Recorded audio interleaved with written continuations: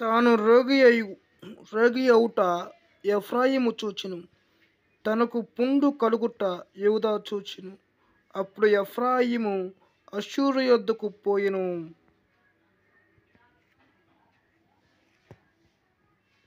రాజైన హోరేబును పిలుచుకొనెను.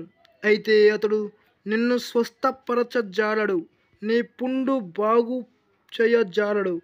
ఎలయనగా ఎఫ్రాయిమీయులకు సింహం వంటివాడుగాను, యూదావారికి కొదమ సింహం వంటివాడుగాను నేనుందును.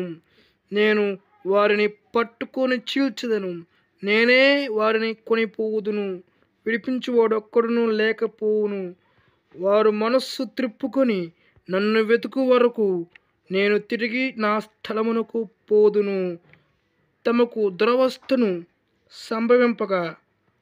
దురవస్థ సంభవింపక వారు నన్ను బహుశీఘ్రంగా వెతికెదరు.